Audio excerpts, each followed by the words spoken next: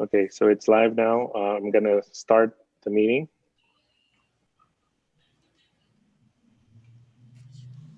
Do we have a quorum? I only see 4 of us. Is that enough? That's enough. That's enough. Very good. You can wait for a couple minutes if you want.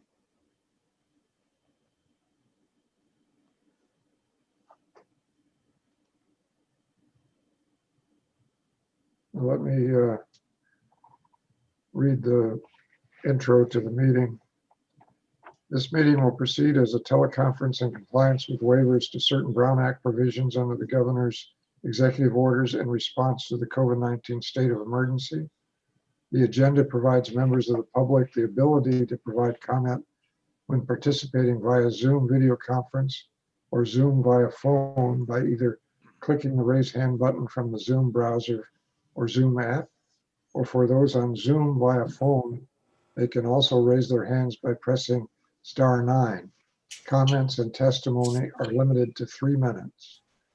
Additionally, the agenda also inform members of the public that they may submit written comments by mail, email, or online through the Commission's website public comment link no later than 7:30 a.m. today. These comments and testimony will be read onto the meeting record at the appropriate time. I will now call to order the Local Agency Formation Commission meeting for December 16th, 2020. Madam Clerk, please call the roll. Morning, Commissioners. Commissioner Bagley. I'm here. Commissioner Cox. Present. Commissioner Curatolo. I thought I saw his name. Okay. Commissioner Dameyer. Here. Commissioner Dennison. Commissioner Farrell. Commissioner McCowan. Here. Commissioner Rao. Here. Commissioner Rutherford. Commissioner Warren.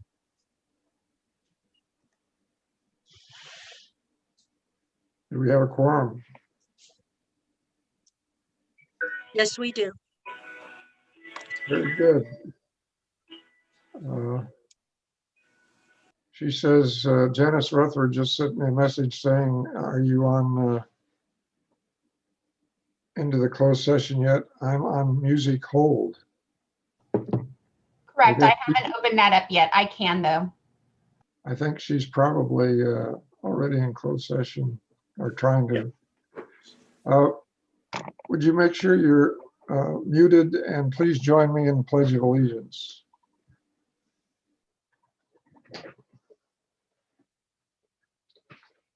I pledge allegiance to the flag of the United States of America and to the republic for which it stands, one nation under God, indivisible, with liberty and justice for all.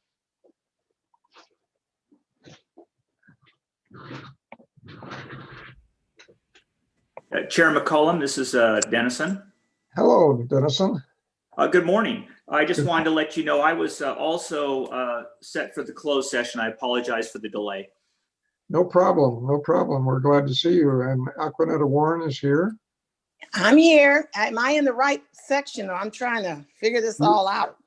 I am too. Right. Yeah, You are right now. We're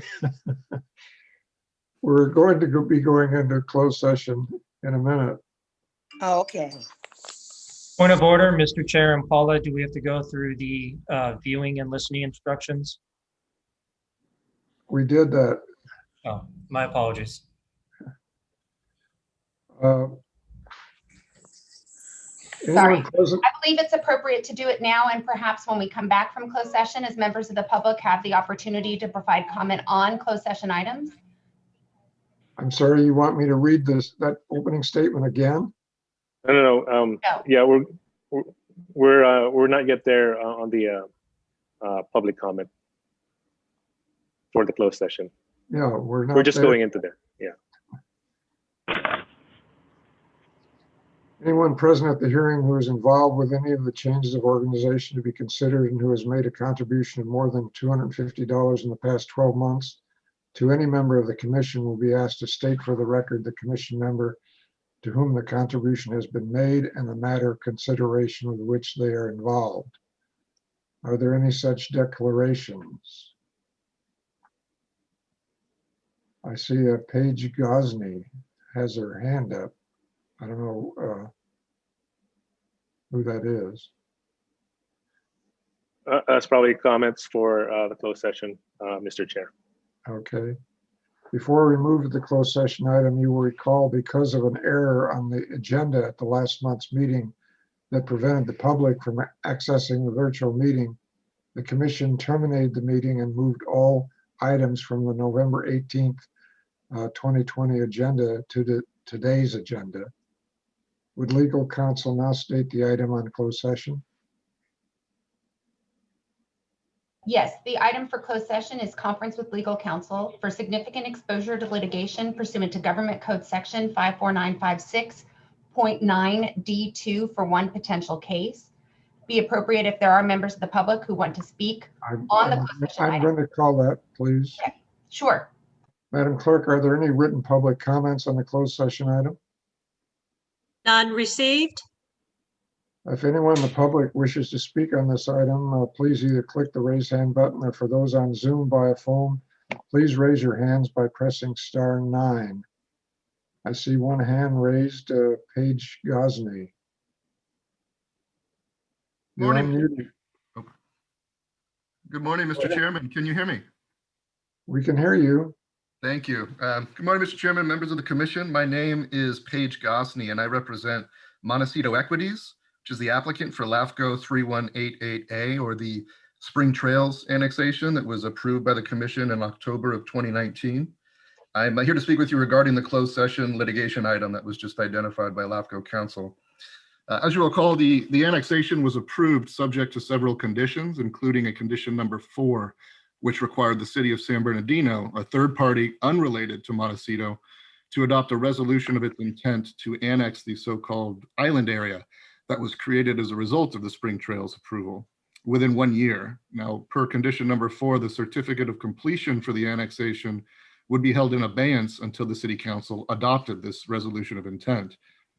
Over the past year, the city council twice considered adoption of the resolution, but as a result of the pandemic and political forces beyond the control of Montecito, failed to take any final action on the resolution of intent, so it remains outstanding.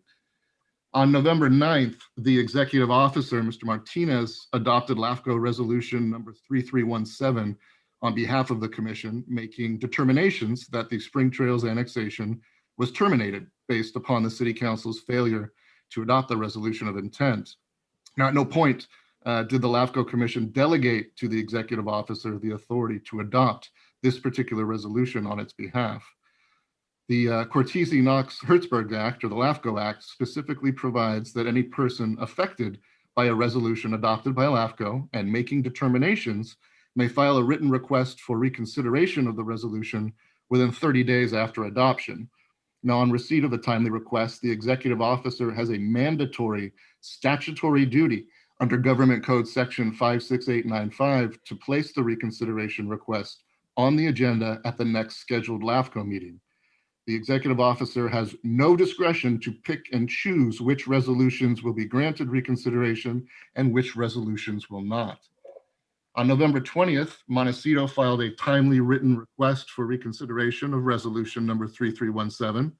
However, the executive officer has failed and refused to place the item on the agenda for today's hearing on the false basis that this particular resolution is not subject to reconsideration under the LAFCO Act.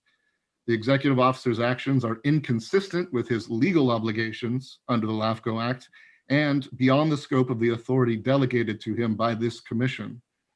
To that end, if the commission following closed session today does not direct the executive officer to place this matter on the agenda for the next LAFCO commission meeting, I have been authorized to file a petition for writ of mandate in the San Bernardino Superior Court, seeking a court order compelling LAFCO and the executive officer to fulfill their statutory duties under Section 56895 with respect to Montecito's request for reconsideration of resolution number 3317. I remain hopeful and optimistic that litigation will not be necessary, but we are fully prepared to move forward in the event that it becomes so. Thank you very much for your time this morning. I appreciate it. Thank you. Thank you for your comments. We will now recess into closed session and we'll be back shortly.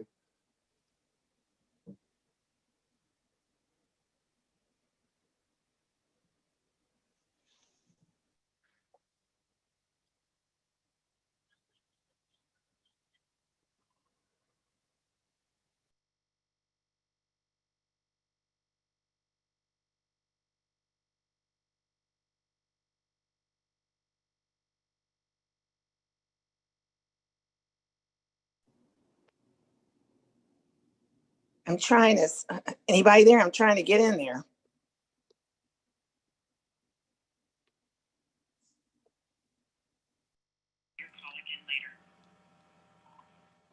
Aquanetta, this is Jim Bagley. I'm having some problem. They're telling me the call can't be completed as dialed, so. staff I will know, I respond. can't get in either, so All right. let's see. Message 6. But you can still see them under muted. I thought they would be transferred. Let me try it again. You need to mute your mic if you're on the. Can you hear? Are we in closed session now? Because we tried to call them. Wait, let me see.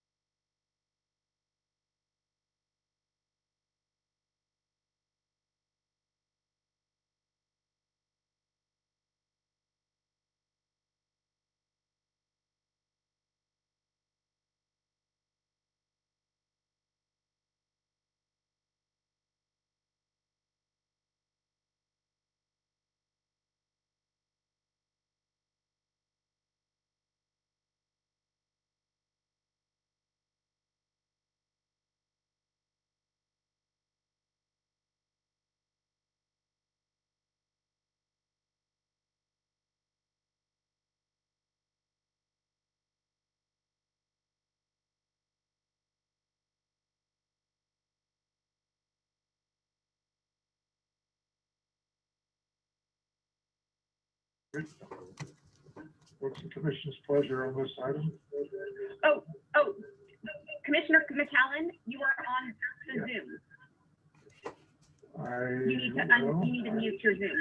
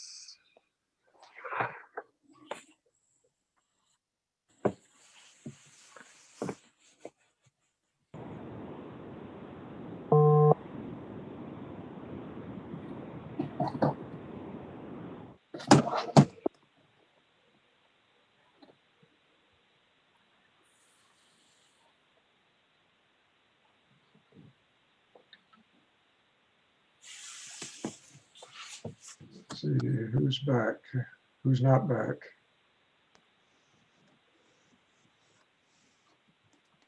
I'm back. Jim Bagley. Dawn Rao. Janice Rutherford. Dennis is calling in because she says she's driving. Aquanetta Warren, I'm here. Okay, Paula is back. I just heard from Commissioner Curatolo that he's going to try and call in and be connected, be elevated to become a panelist. But he's got some numbers to dial. he's got some numbers to dial. Okay. I've got two phones showing. I know one of them is Janice.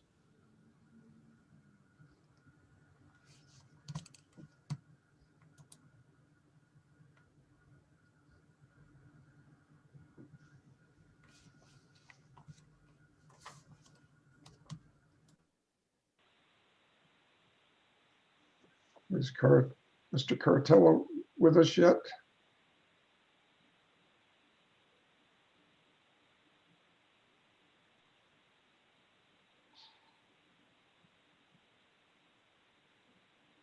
Okay, I'm going to call the public session back into order for the LAFCO meeting for December and ask legal counsel to make an announcement regarding the closed session. Paula?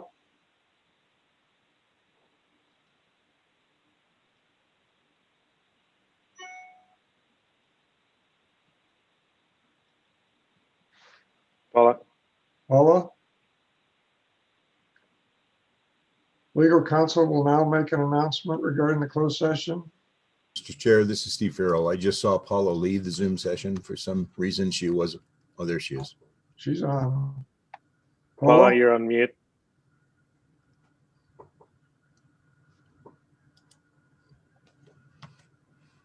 Paula? Paula?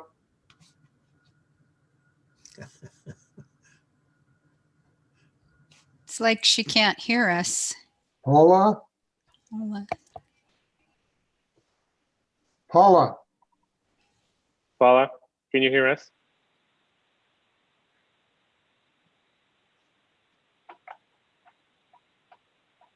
Let me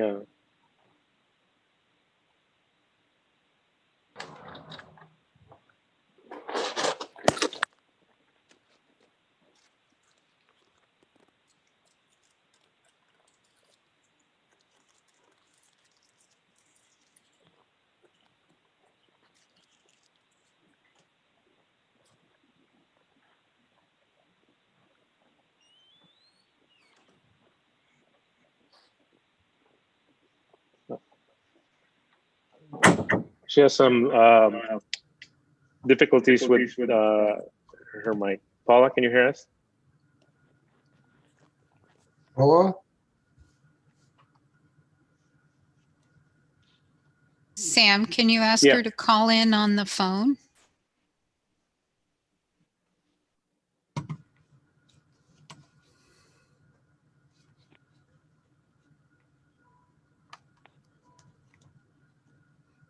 Mr. Chair, this is Jim Curatello. Can you hear me? I can hear you well. Okay, thank you. Because I dialed the number that Paula gave me. She's going to join back again.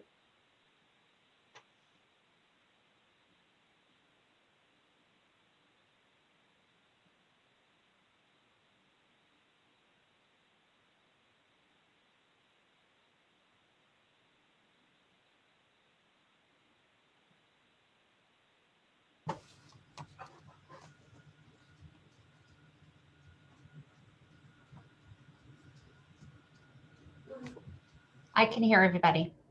Paula, Yes, sorry. Okay. please make an announcement regarding the closed session. Yes, the board met in closed session for a conference with legal counsel regarding significant exposure to litigation under Government Code Section 54956.9D2 for one potential case, and there is no reportable action. Very good. We'll now move to our consent calendar, items 4 through 9, which are expected to be routine and non-controversial. Are there any items to be deferred for discussion? Mr. Chair, there has been no request to pull any item on the list of consent items. However, I do want to note that the approval of the minutes now include the summary proceedings for the November meeting. The ratification item now includes the month of October. And we have updated the first quarter financial review with an update on the apportionment receipts. Very good, Thank Madam you. Clerk. Madam Clerk, were there any written comments submitted for any of the consent items? None received? Very good. Is there any public on Zoom who wish to speak on this item? Please click the raise hand button, or for those on the phone, please raise your hand by pressing *9. Seeing none, I will entertain a motion on the consent items. Mr. Chairman, I Chair, move the consent calendar in the form that it's presented. This is Jim Bagley. I'll second that. I have a motion by Bagley, a second by Cox. Roll call, please. Yes. Commissioner Bagley, Yes. Commissioner Cox, Aye. Commissioner Curatello. I thought he was on there. Okay. Commissioner Farrell, Yes. Commissioner McAllen, Yes. Commissioner Rao, Yes. Commissioner Rutherford, Yes. Commissioner Warren. Yes. Thank you. Item passes. We have before us our public hearing items. Item 10 is consideration of CEQA exemption for LAFCO 3245 and LAFCO 3245, the countywide service review of public cemetery districts. I will now open the public hearing and have staff make a presentation. Thank you, Mr. Chair. Before I hand this over to Mike for the presentation, I would like to point out that we heard the commission loud and clear from last month. And so we added the information regarding the embezzlement and fraud issues related to 29 Palms Cemetery District into the report. And Mike will go over that in a bit. As I said before, we received the request from former Commissioner Lovingood to reorganize our service review program to move up the service review for cemetery districts. So today you will be considering the service review for public cemetery districts. So go ahead, Mike.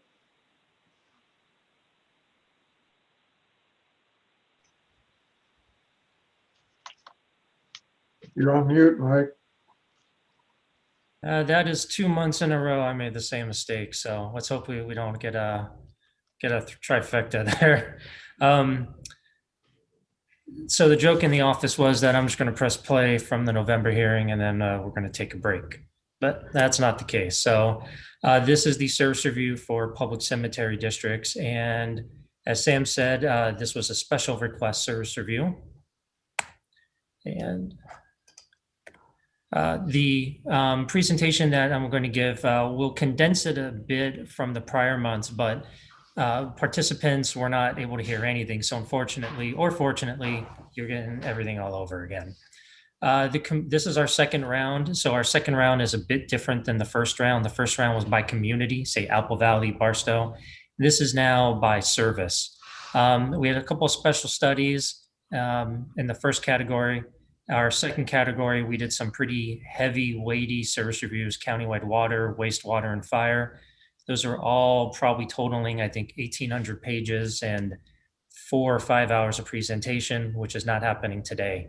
We're at public cemetery districts. And following this, in January, we'll be starting on park and recreation. Not park and recreation districts, but the activity. And that is the order that the commission chose.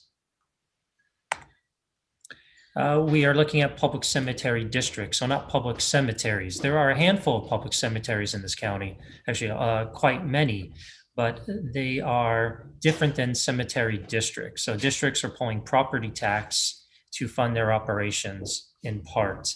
And as we see, I'm going to go to the northwest of the county in the Searles-Trona area. There's CSA 82, and then moving towards the south, Barstow Cemetery District, which is quite large and extends all the way to the county line. Below that, CSA 29, which is Lucerne Valley. And finally, in the South Desert, 29 Palm Cemetery District, generally composing the areas of 29 Palms and Wonder Valley. So we did an agency outreach, just like all our service reviews. We engaged the districts and the cities, but not in this case, with cities, but we engage all the entities early. We sent out a questionnaire and a survey. We did in-person interviews and site visits. The agency was provided a working copy, so not a draft, for technical corrections. And then we provided each agency, including their boards, which was a direction of our commission. They received a first draft of the copy and were able to provide a public comment. There's one comment from Barstow Cemetery, which is in your appendix A. A notice of the LAFCO hearing was provided to everybody, as well as the staff report. So in short, these agencies are fully aware of this service review and have been participating from the beginning. Just a few items here, just what did we learn? In short, the public cemeteries, not the districts, but the public cemeteries are under the jurisdiction of the Board of Supervisors. Now, particular to county cemetery districts, the Board of Trustees are appointed by the Board of Supervisors. They can consist of either 3 or 5 members. The board may actually appoint itself to be that board. And at the end, our item 1.5, at the outset, the county treasurer at the formation of a cemetery district acts as the district treasurer and can remain so unless a cemetery board removes itself. So what is the endpoint here? The endpoint is that the county board of supervisors has heavy interplay with the public cemetery districts. And additionally, the cemetery districts by statute are prohibited, and it's an absolute prohibition, to sell monuments or markers, which we find as a hindrance to their business activity. But that would be a statutory fix, so that is moving beyond this service review. The cemeteries can actually lease unmarked land to a public agency. So those are recommendations to the agencies themselves, not to the commission, but to the agencies to look into that business opportunity. And the cemetery district can actually convey its own cemetery to another cemetery authority. So that could be like a benevolent association, fraternal organization, or a private entity that is authorized by the states. And this is not that uncommon. Some healthcare districts have leased their hospital to a private corporation. There's one in the South Desert with High Desert Healthcare District that does that. And an opportunity for at-large consideration is for these cemetery districts to tell their own story. We found that when during our site visits that the common sentiment was that nobody knows in our community that we're a cemetery district. They know of the cemetery, but they don't know about us. And so this is an item that we're putting forth to the agencies, that it's important for them to tell their own story in their community because they are providing an important service. And even furthermore, the governing bodies that are overlapping them, for instance, in Barstow and the 29 Palms, we found that we believe that they do not fully understand the operations of the cemetery district, and even though they are an integral part of that community. So now we have some tangible items here. Sam did mention that there was direction from the commission to look at 29 Palms Cemetery District and its past embezzlement issues. So we queried that the same to Barstow Cemetery District. It was confirmed to us that the past two general managers have been dismissed, but there was no police reports or any sort of official filings to back up any sort of terminations. So the paper record was non-existent on Barstow Cemetery. Being so, we did find, from an organizational perspective, an historical lack of proper bookkeeping, governance, etc. And we believe that this is a symptom of a lack of continuity and turnover within that agency. They've experienced frequent changes in personnel, limited financial resources, and this is just perpetuating the issues that they face. They've recently operated without legal counsel up until October 2020. That was during our service review when that was pointed out. We felt that this was exposing that district to unnecessary risk. And in response to the first draft, they are providing now, or they have retained legal counsel, and that is in your Appendix A to the service review item. In addition, they are now making strides to organize the office records, and there's movement towards digitizing the plot mapping. So specifically for organizing the office records and digitizing of the plot maps, we found this to be a risk in their operations, and any movement towards digitizing outside of just housing all those items in one location would be for the best. And on our site tour, we found that the infrastructure is adequate given the resources that they have. And they have a really interesting well issue, which they have wells, but most of them don't work. And the lines for potable water are a distance away. So their biggest expense outside of salaries and benefits is water. And they're getting potable water, and they're paying the cost for that, which is quite heavy. Over to the tune of $100,000 a year, and it can get up to about $200,000 a year during the summer months in Barstow. So that's how much they're paying for this. They have sought assistance from the Mojave Water Agency, and they are in works to implement a plan for water reduction and grounds beautification. Details are to come, but there is movement on that. We will be coming back to the commission, so with the continued monitoring, so we will be following up and providing you with updates.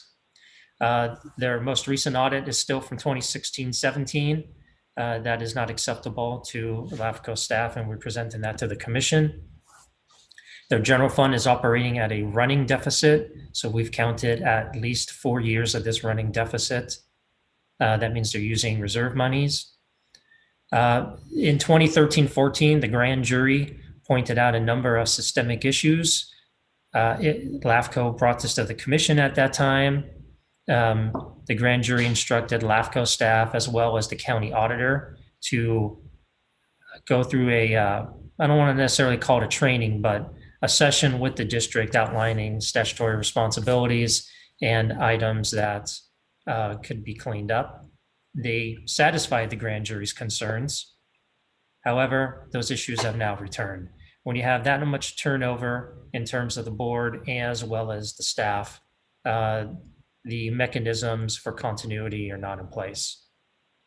On item I, the current auditor has made so many ledger and journal entries it can no longer conduct an independent audit. And so this is a symptom of the issues at the district. And lastly, we did look at the endowment fund. It appears to be healthy. It's passing all the checks in the audit. But as I mentioned, the most recent audit that we are aware of is for fiscal year 2017. So a recommendation directly to the district would be to focus on the implementation of governance and financial policies and practices. And for the commission's action, determine that continued monitoring take place for the cemetery district. And that first report back to the commission would be May in 2021. Mr. Chair, if it's the pleasure of the commission, I could take questions at the conclusion of each district or just wait till the end. Why don't we just wait to the end? Yes, sir. Moving on to Lucerne Valley, we have no issues to report. Therefore, we have no conclusions or recommendations for CSA 29. Oh, sorry, back. CSA 29 is the county's cemetery and park and recreation district in Lucerne Valley. Moving over to County Service Area 82, that's up in Searles Valley, Trona area. This is a unique situation in that the county does not actually provide and maintain the cemetery grounds. They own the land and they lease it to the Searles Valley Cemetery Association. In our review, we looked through the contract and interviewed Special Districts Department and looked at the risks of their operations, and we have made some conclusions here. We're concluding that the discontinuance of water or electricity that is paid for by the Searles Valley Minerals Corporation could be a risk for the agency. And so we let them know that should the day come that the neighboring Searles Valley Minerals, which is a community entity out there, basically Searles Valley is Minerals is the primary employer of the area, and they have very nicely been paying the water and electricity bills at the area. Should that day come where they discontinue that service, we've notified CSA 82 that they would be the responsible entity to start paying for water and electricity. For B, should the Cemetery Association cease the capability to provide operation and maintenance of the cemetery, then it's the County Board of Supervisors who would assume control of the cemetery operations and management. So the county is fully aware, or Special Districts Department is fully aware of this risk, that should the Cemetery Association cease to provide that capability or be able to provide the service, then they're going to be responsible for this. And moving off to C, CSA 82 up through our service review did not complete an inspection of the cemetery grounds in quite some time. They immediately did, and it is now in their quarterly inspection schedule. So for CSA 82, we are not recommending any return to the commission. The Special Districts Department has satisfied all of LAFCO staff's concerns. And I do want to point out too, back on B, the Searles area suffered the earthquakes, multiple earthquakes that happened about a year ago, and the cemetery itself suffered some damage. So should another incident occur, there is that possibility that the Cemetery Association ceases to be able to provide that service putting a risk to the county. For 29 Palm Cemetery District, at the outset, when we went out there, we concluded that the district suffered from historical governance and operational challenges, resulting in lack of continuity, training, numerous structural deficiencies. This was from neglect and a maintenance backlog. So Sam and I mentioned at the direction of the commission was to include the information on the embezzlement from that occurred at the district. This is on pages 7 and 62 of the service review document. On page 62, there are the legal citation for both cases as footnotes, should anyone want to look further. But the two previous general managers were terminated with cause based on evidence of misconduct, and this is all public record. And in both cases, according to the court records, the defendants pleaded guilty to embezzlement. One restitution was ordered, and the second case, restitution is pending. And for B, since spring 2020, that's before we came out for our service review and after the new general manager was hired, the current district staff have commenced with governance training, general upkeep, structural deficiency corrections, getting their policy books in order, financial controls cleaned up, and health and safety improvements. So marked improvement. But nonetheless, given the history of the district, we're going to recommend coming back to the commission in May 2021. And during the site visit, the current general manager welcomed this recommendation to the commission. So for the commission's actions today, this would be on your agenda item, pages 1 and 2. Environmental review, certify exempt from environmental review. Number 2, accept and file this service review and its 60 terminations outlined in the government code. Number 3, return to the commission at the May hearing for Barstow Cemetery District and 29 Palms Public Cemetery District. And number 4, to adopt LAFCO Resolution 3319. That is the conclusion of my presentation. I'm glad to take questions, and there are representatives from the agencies as participants today, attendees today. Do any of the commissioners have any questions for staff?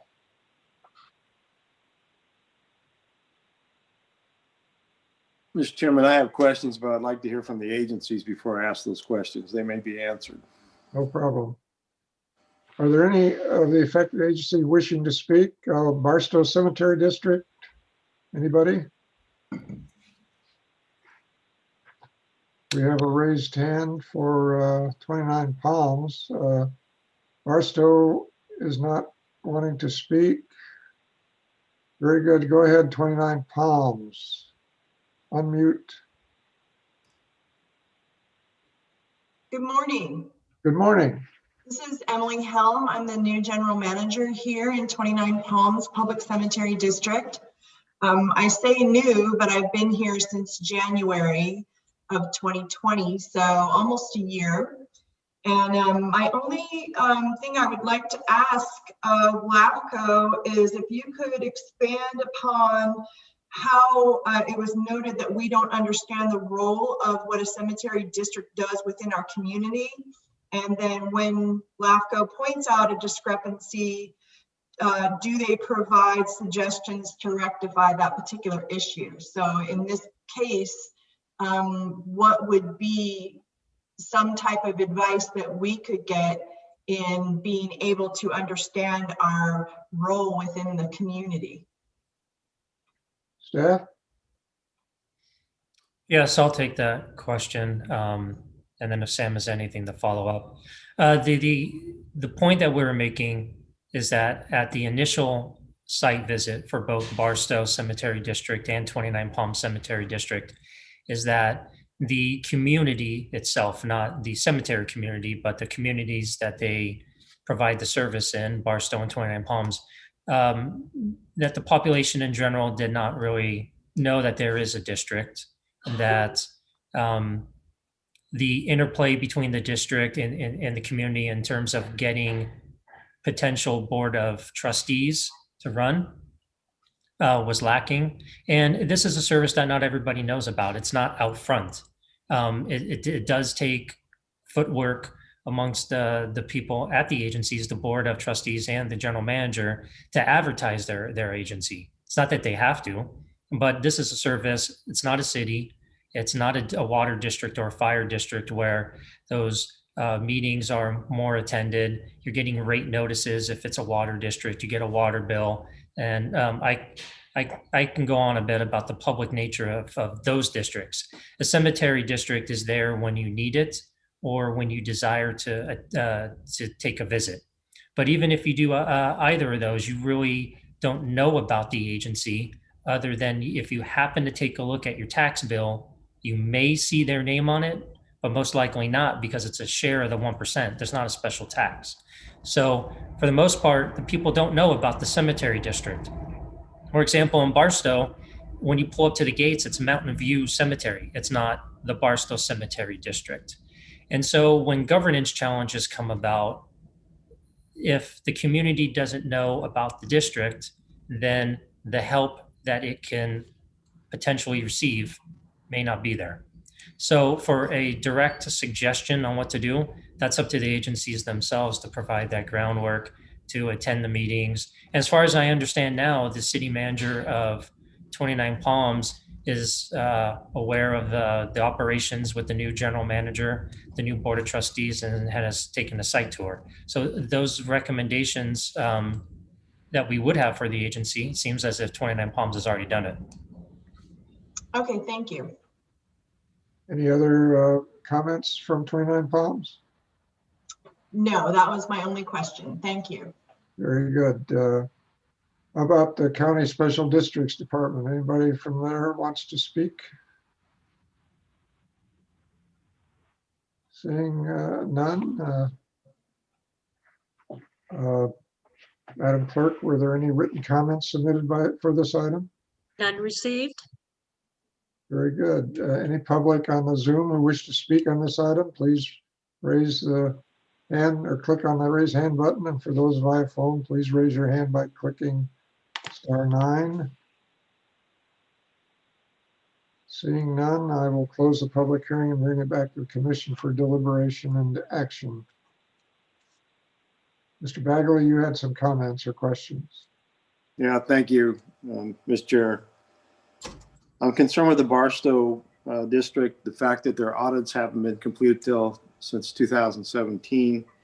We're going to 2021 now. That's going to be 4 years behind. If they're deficit spending and the auditor is making entries, I don't want to wait till May to get a report back from these people.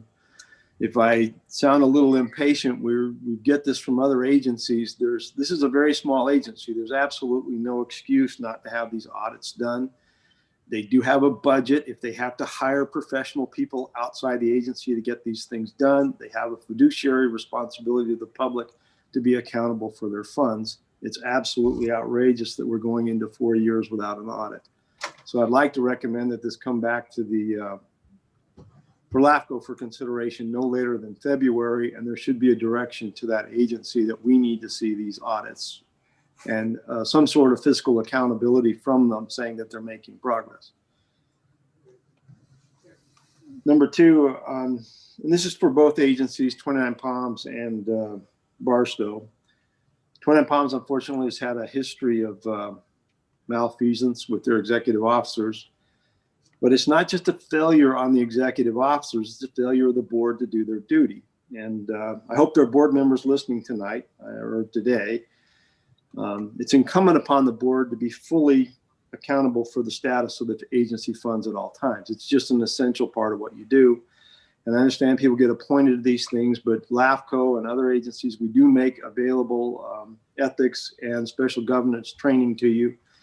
And you've got to take a step to do that. It sounds like they're starting to make some progress doing that in 29 Palms.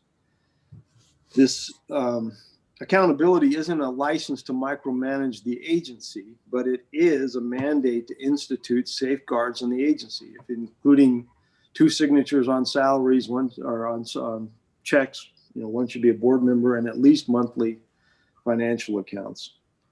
I guess the bottom line for my point for both of these agencies and all these cemetery districts, you absolutely have to make sure if you were a board member that your funds are accounted for, and those funds are sustainable into the future. And that means expenditures now, historically, and what's happening into the future. It's really unfortunate that we're having these reports. It's really troubling to me when you have criminal indictments coming out of these agencies. It is a failure of local government. And LAFCO has the responsibility through these municipal service reviews to point that out. So it's important that we have that in the staff recommendation. I'd be happy to have the recommendation from staff for 29 Palms to come back in May. But I do believe that we have a responsibility to be on top of these agencies where there have been historically problems in the past. Other comments, questions?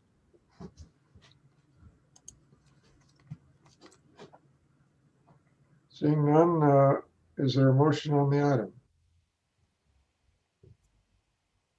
Mr. Chair, I'd like to move the staff's recommendation, but I'd like to recommend that we revisit the item with Barstow no later than February with direction to their that agency that we need to see some progress with the audits.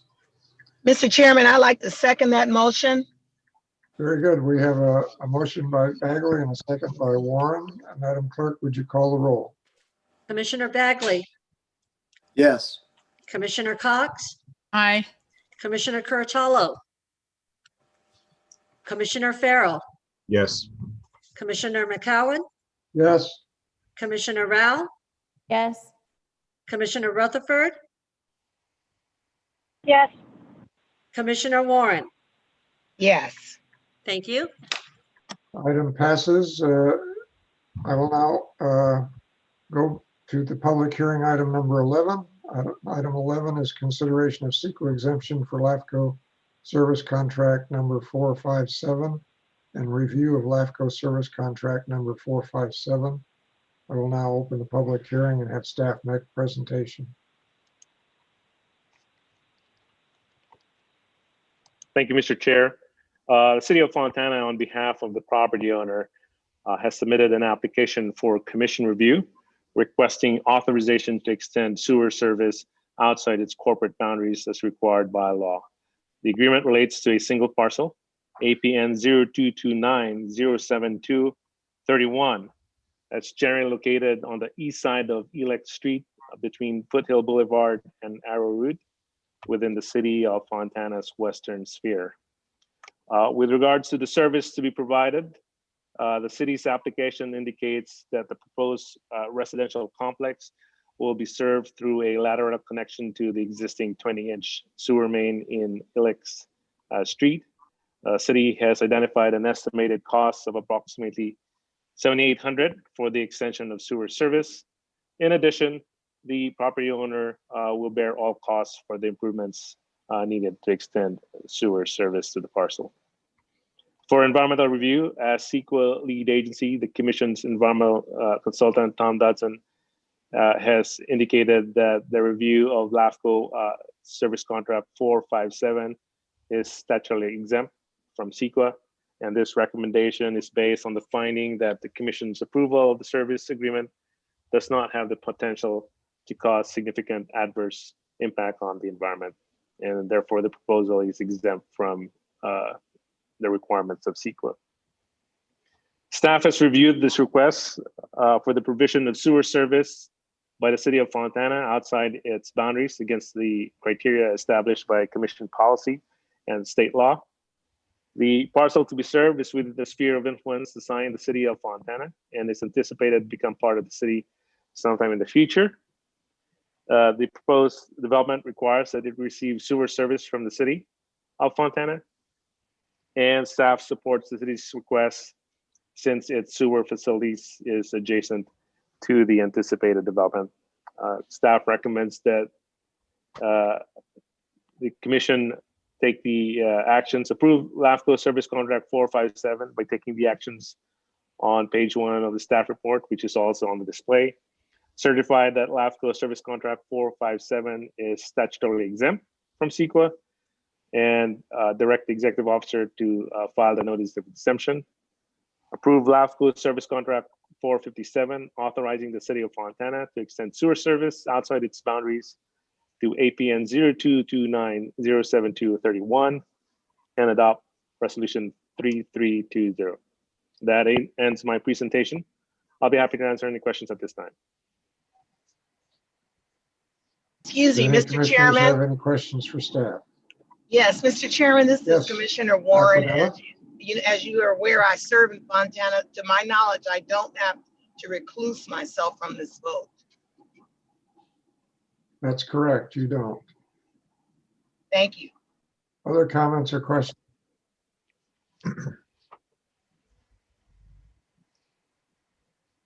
Seeing none, Madam Clerk, were there any written comments submitted for this item?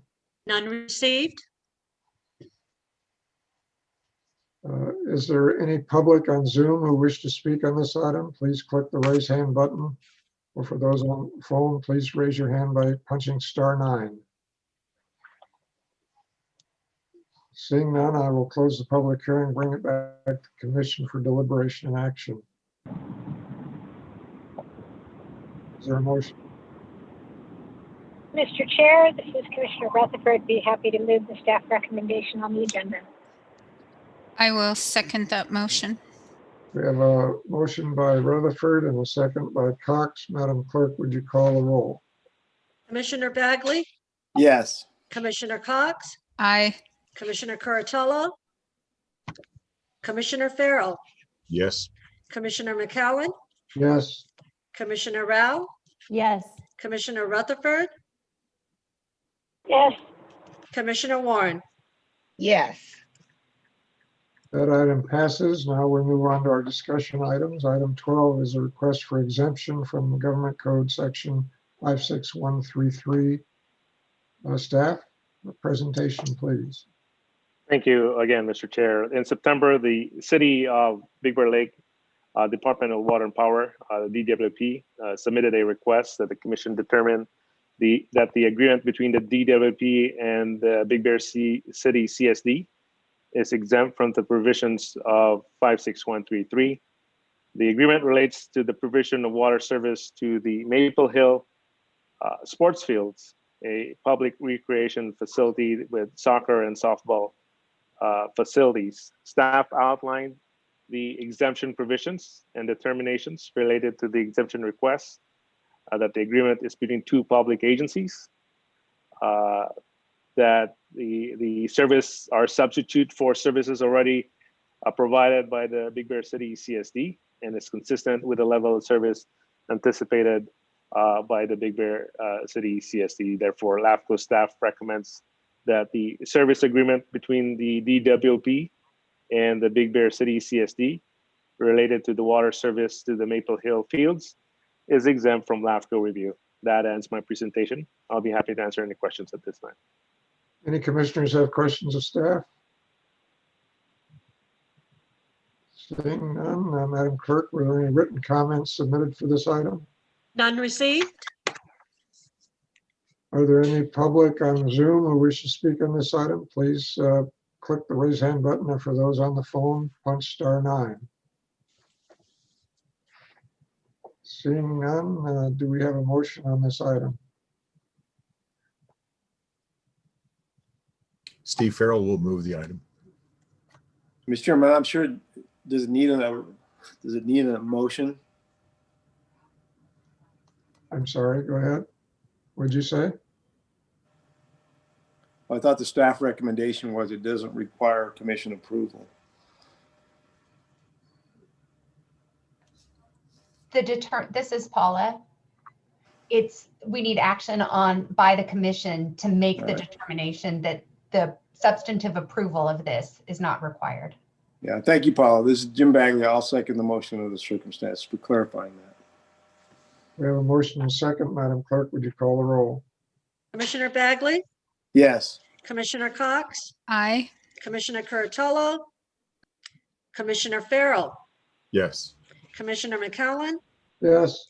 Commissioner Rao, Yes. Commissioner Rutherford, Yes. Commissioner Warren. Yes. Thank you. Item passes. Item 13 is our legislative oral report. Staff? Sam? Yes, thank you again. First, I am again part of the LAFCO Legislative Committee this upcoming legislative year, and I am again heading the omnibus bill which are the non-substantive, non-controversial changes to the Act.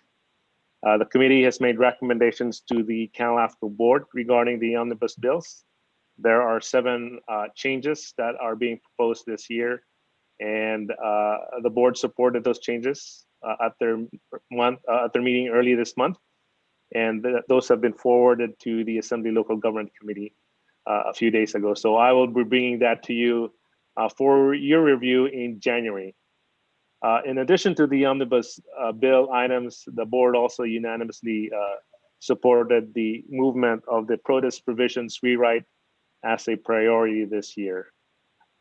Secondly, I have reached out to Senator Dodd's office regarding the bill that he sponsored early this year that would extend the sunset date to our pilot program under 56133.5.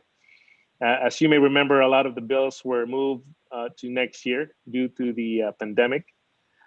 We were supposed to send in our letter of support, but held off until the bill gets reintroduced.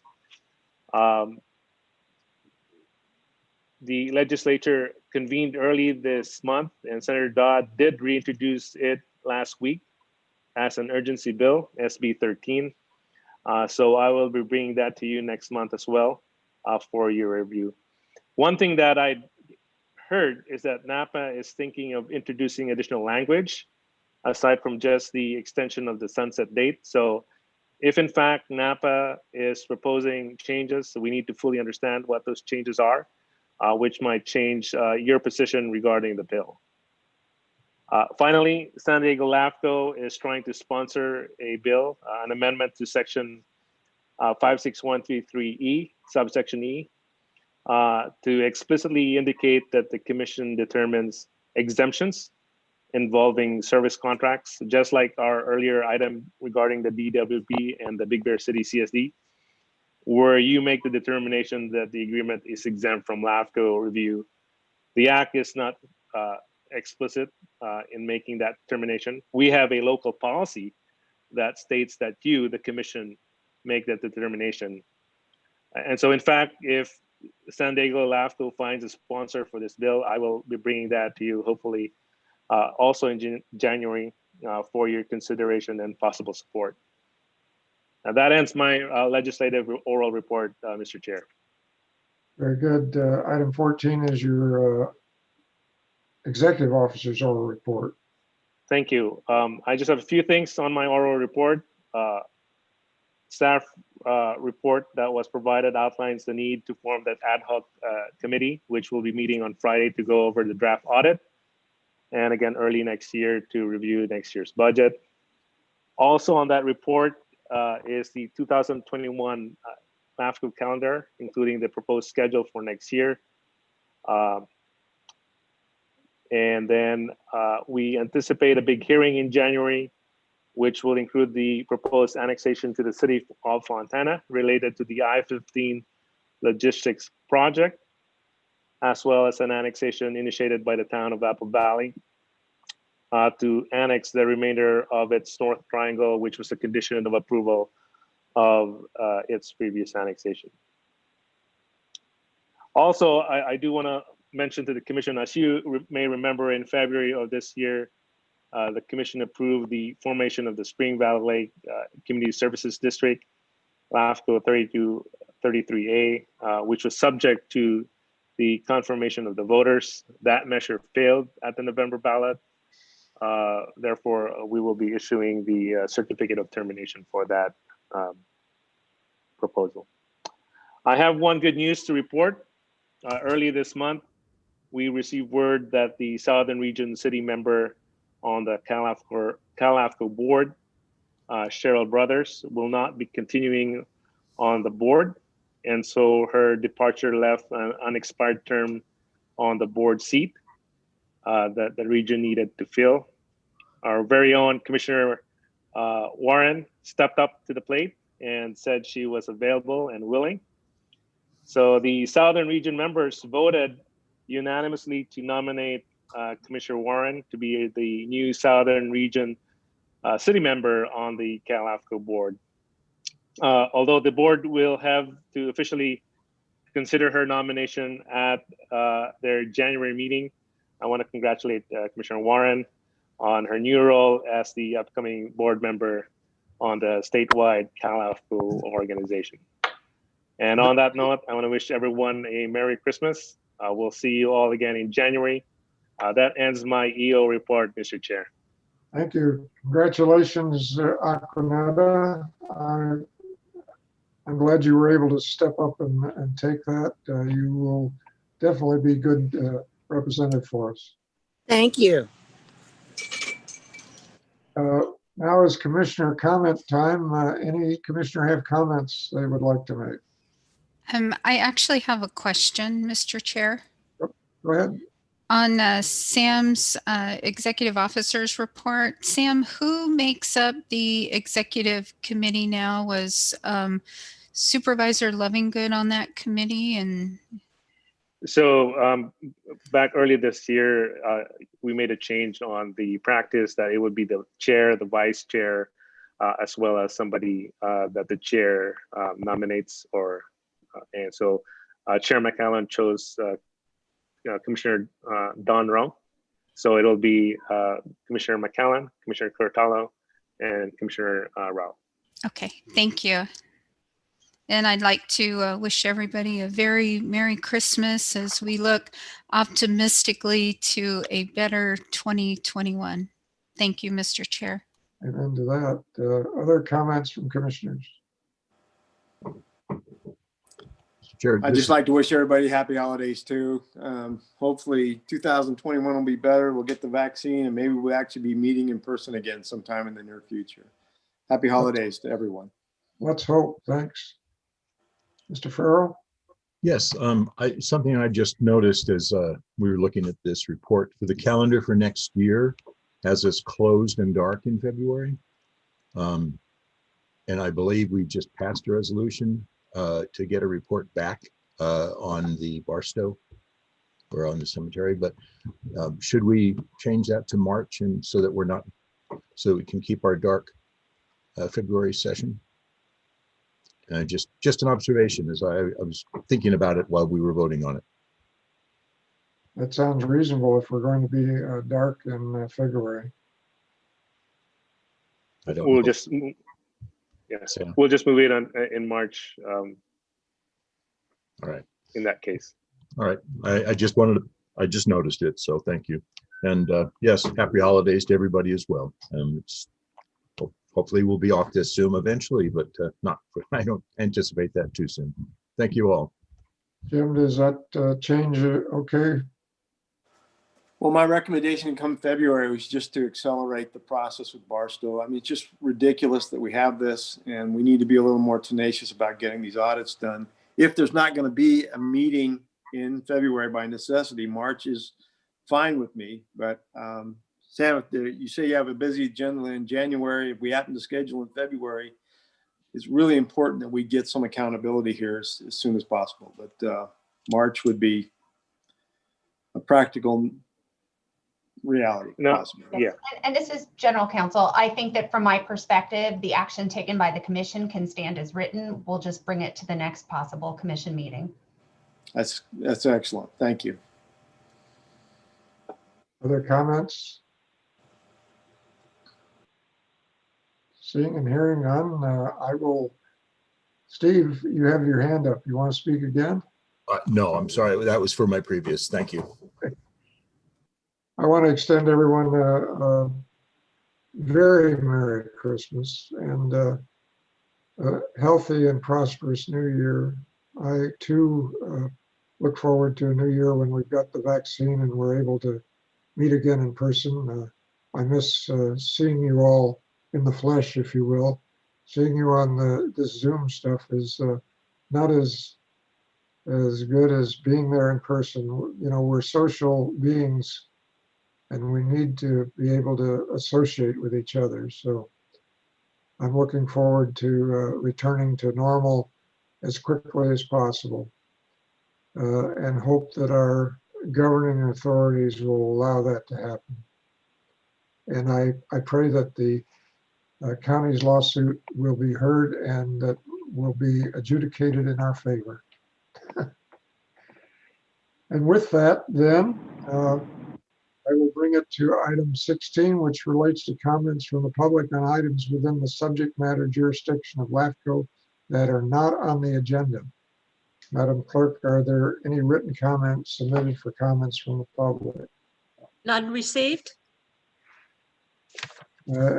Are there any public wishing to speak on this item? If so, please either click the raise hand button, or for those on Zoom via phone, punch *9.